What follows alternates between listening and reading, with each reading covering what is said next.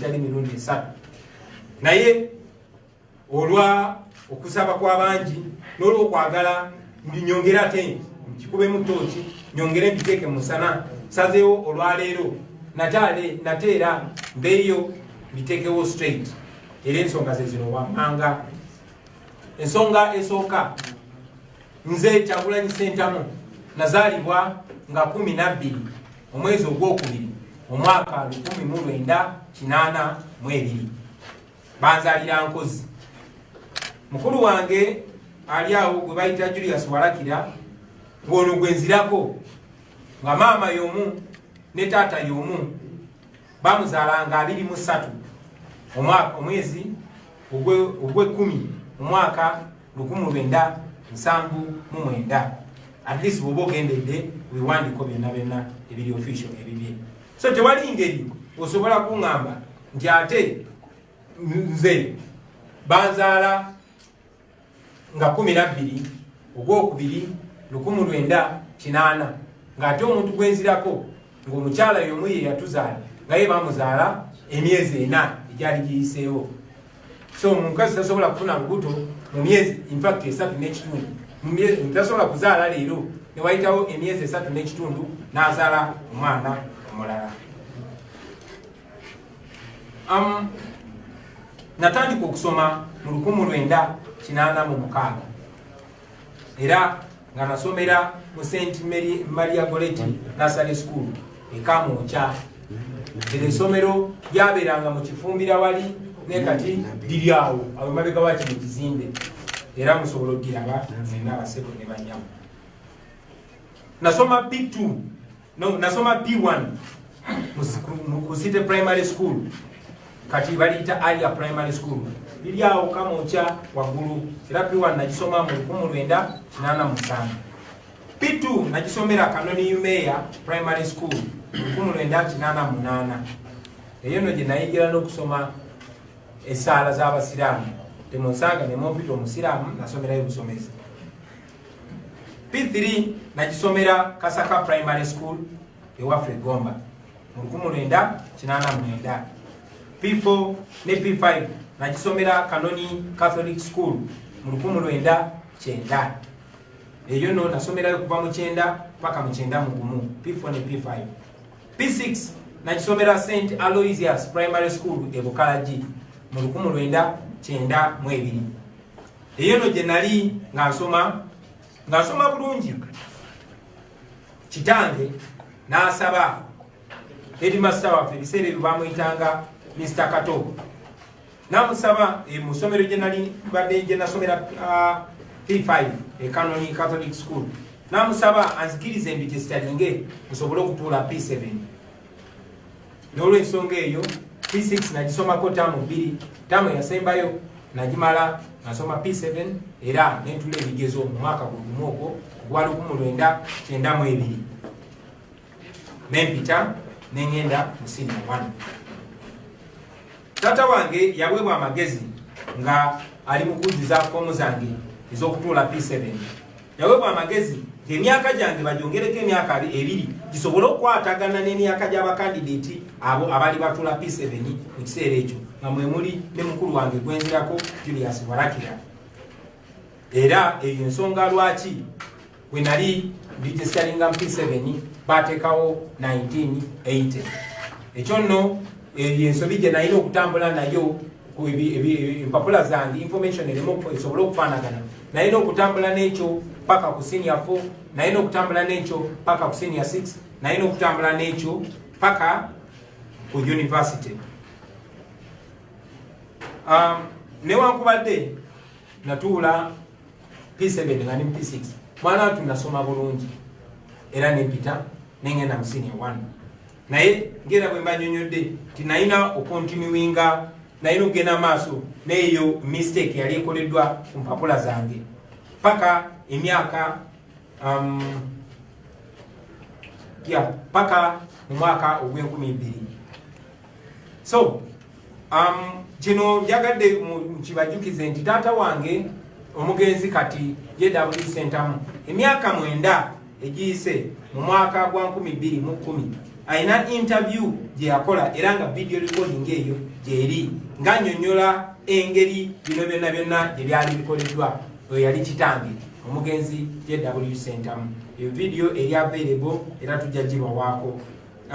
Ensonga y'emu, omu ku bakulu bange Ediyawe waliwo interview gye yakola emyaka 14 egiyise mu 2007 era n'akinnyonnyola bulungi nga bwe nasobola okutula P7 nga ne P6.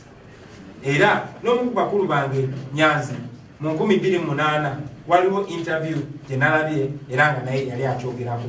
N'olw'ensonga eyo eno ensonga si mpya, eno ensonga tezze lunaku lwa leero.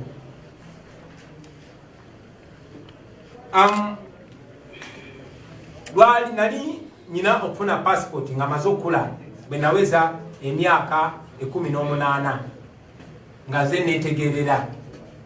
Bwe nali nfuna passport awo we nagenda okutereereza record zange zino nga ndi muvubuka wa myaka 18 olw'ensajja kudde. Era bwe nali nfuna passport nasana swearinga affidavit eyali ecorrectinga obwo bukyamu. Era obukyamu ne butereera okuva mu mwaka ogw'2000 kati emyaka 20 egyakayitawo.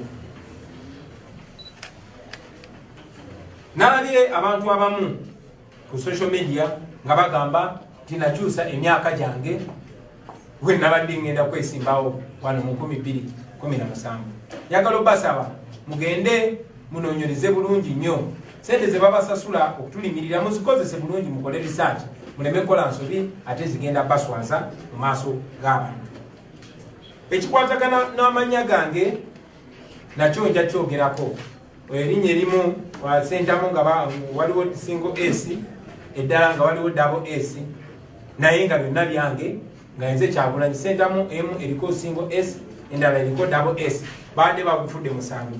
Naye njagala okubategeeza nti nayo neyo ensonga twagitereeza mu 2017 bwe nali ngenda okwesimbawo obubaka bwa parliament. Nakola kye bayita statutory declaration ng'amateeka bwe geetaaga era ekyo ne kitereezebwa. Era ensonga lwaki banominatinga okwesimbawo ng'omubaka wa parliament. Nagenda ne mu UNEB ne baverifyinga oba ne bekenenya empapula zange ez'obuyigirize era nazo nekenenye bazikenenya bulungi. Kasubire nti ekyo ekyokukiyitanya ekyo kijja kuyamba baganda baffe abali eyo emitima begibadde gyewanise nga balowooza oba bano abantu abatulimirira bayinza okuba n'obutuufu bwonna tebalina. Ndi muntu agoberera amateeka, mbadde muntu agoberera amateeka ate n'okugamanya ngamanyi. Mbadde muntu akkiririza ennyo mu bwesimbu, atambulira ennyo mu bwesimbu, yagala ennyo mu bwesimbu. Tiimu yange y'abannamawulire bwe neebanga erina kyeyagala okuluŋŋamya mu nsonga ezo ejja genda maaso n'okola ekyo era nja kuba mbategeeza abasebo ne bannyabo. Naye nga bwe mbagambye ndudde kino kyadressinga nga njagala beekeje begwenyalwe naye era nga manyi nti kulasti bagenda kufiira mu firimu yaabwe. Kati katuddeyo kusoma kwange tekunaggwayo. Twakomye nga maze P7 nga ngisomedde mu masomero 7. Tugenze mu secondary senior 1 first term asomera St. Maria Goretti Secondary School e Katende. Senior 1 second term nenvayo nengenda Brain Trust Academy e Rubaga. Nasomerayo kuva mu senior 1 second term paka senior 3 third term kuva 93 paka 95. Senior 4 nasomera Kitante Hill School. Eyo no Kitante twasomera ne banangi bangi nnyo ba Master Paroti, ba Tulumani, ba Baby Kulu, ba Rudu Boy Devu, bonna twasoma nabo Kitante. Newankubadde abamu twali mu klasi emu ate abalala nga batuli mu klasi y'abakulu. Ngome ku senior 4 mukobere. Senior 5 first term nagisomera ku Alliance Advanced Secondary School e Kamoncha ogwali mwaka gwa 97. Senior 5 second term nengenda Lubiri Secondary School wena nzeyo mu boarding ekyo mu kisomo bi limweyo tamu yennyini mama wange uyafira accident emisomera era nali nyina okuvayo mu esomero eddungi eryerubiri senior 5 that term olwo nengenda Kololo secondary school wano ku Lugogo bypass eno jenasomera ne senior 6 era mu November ne December wali kumulwenda 98 netula ebigezo ebya senior 6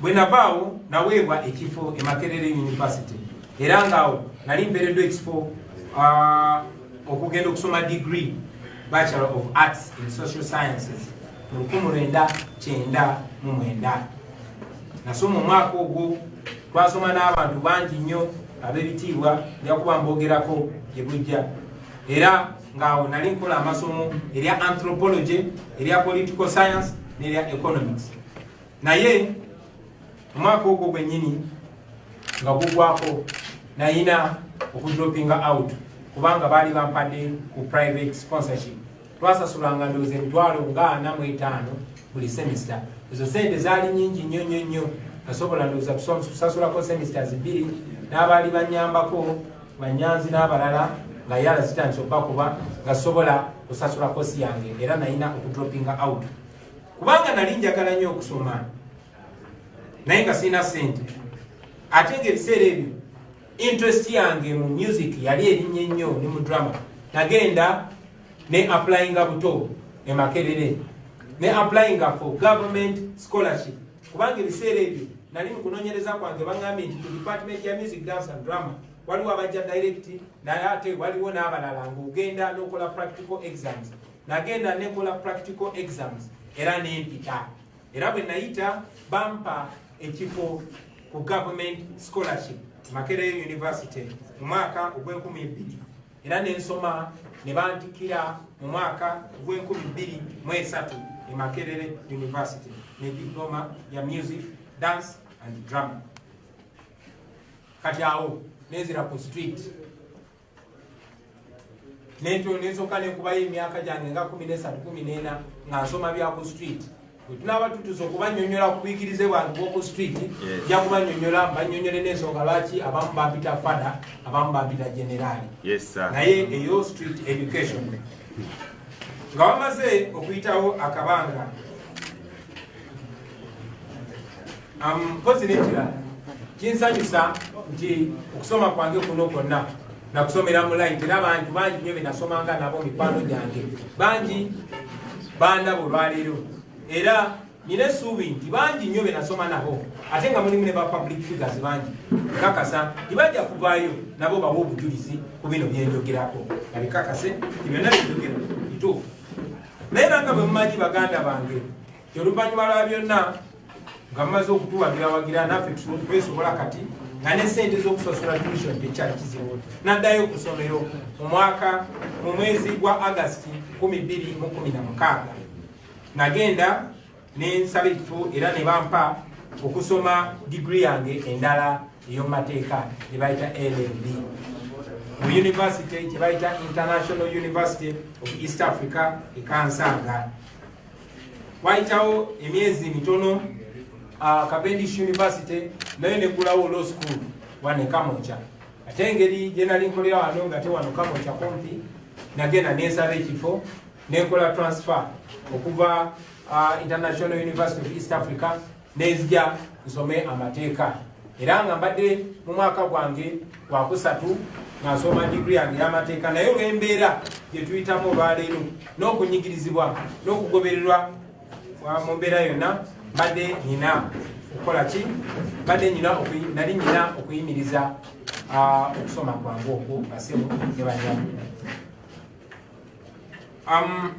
pozi kambategeeze nakolayo ne short course gye bayita leadership for 21st century eyo nga nagisomera Harvard